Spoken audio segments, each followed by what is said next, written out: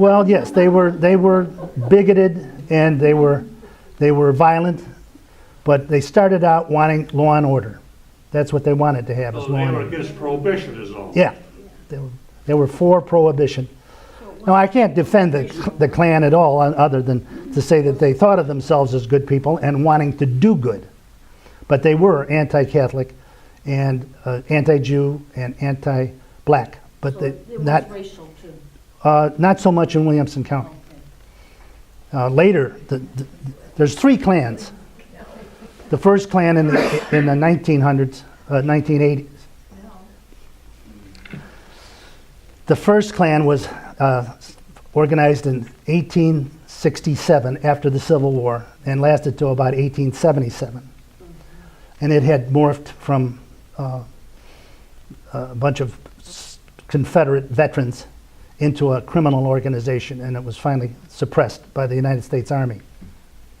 The second Klan was organized in 1915 in Atlanta, Georgia, and it was a patriotic, secret organization which took the Prohibition Amendment and took it to heart. They wanted to see it enforced.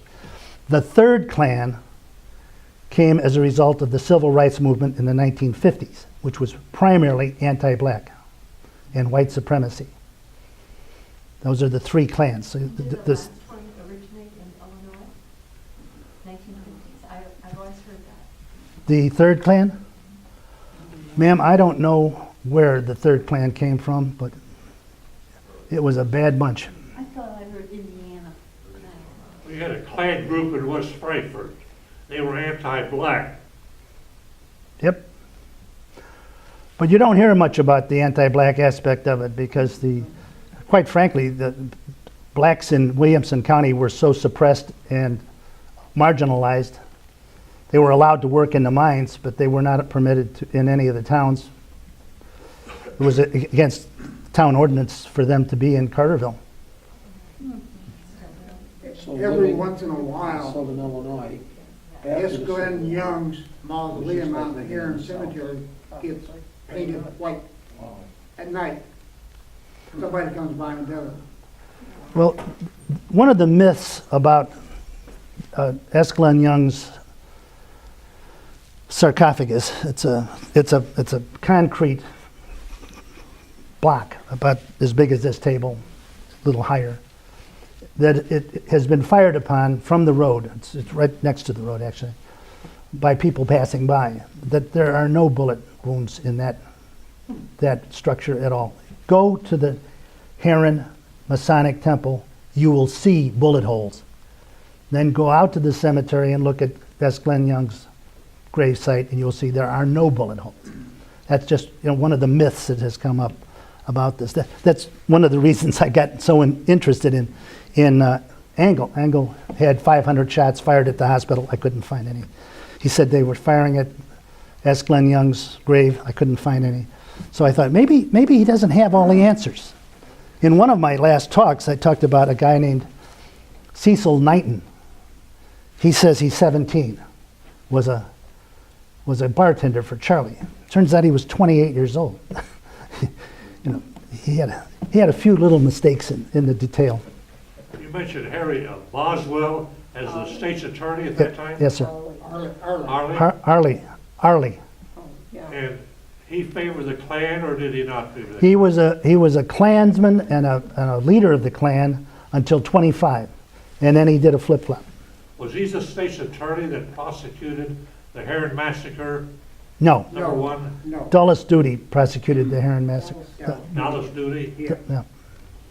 Whatever happened to Boswell anyway? Arlie Boswell. Arley was arrested by the federal authorities along with 3 Herrin city officials, a policeman, the chief of police, and the mayor.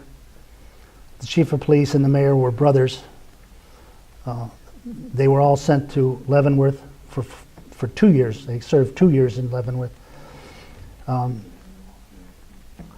I happen to be sympathetic to the officials in the 20s.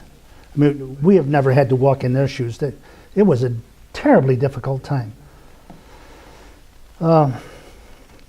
I don't think anybody should throw stones at anybody then, that lived then. We can't use our values and apply them to them. They lived their lives in their time, and most of them did the best they could with what they had, just like we try to. So I'm a sympathetic historian. I'm not a person that as a judge and a jury and give a verdict down on this or down on that. They just did the best they could. Yes, sir. With times so hard now, with people out of jobs, and the drugs are so bad in Herrin again, could you ever see this time coming back? I do.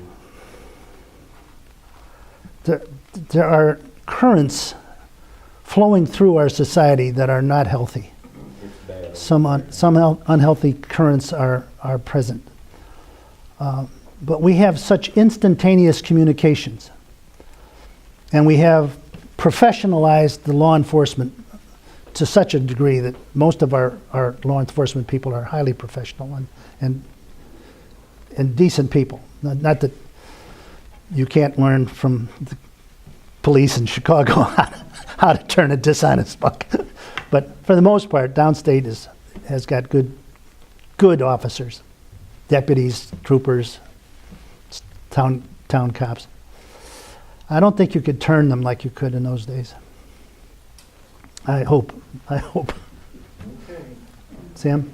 I think one point that the Klan was organized pretty much in the Protestant churches, the ministers, Baptist, Christian church, I think the Methodist, both Marion and Herrin joined the Klan, the ministers, and a lot of the members of the church.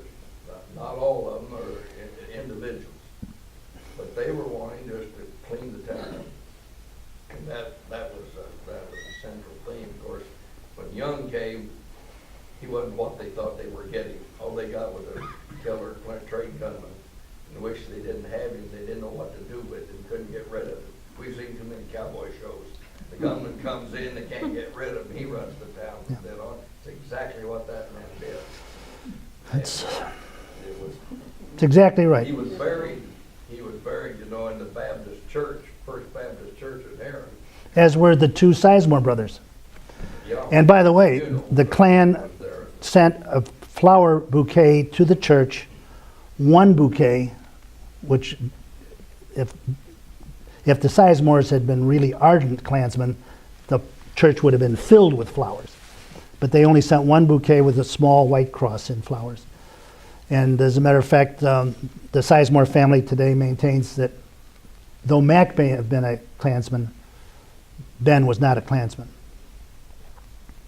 And he was just collateral damage in a firestorm of bullets.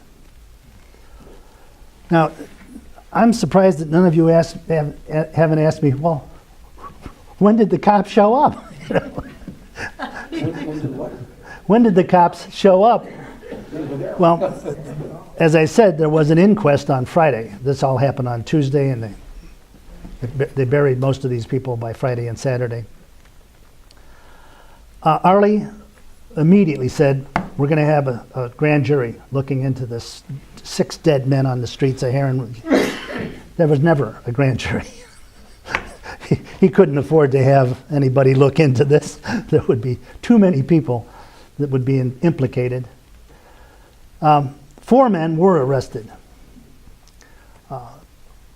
Bernie Carl Shelton, Blackie Arms, and a 4th man whose name I can't recall right off my top of my head right now, but all 4 of them were arrested on the charge of malicious mischief.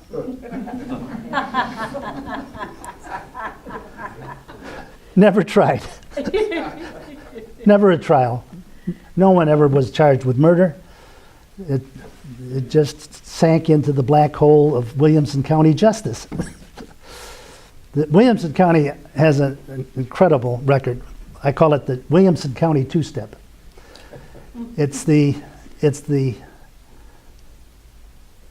taking of the killing of 2 people and saying they killed each other.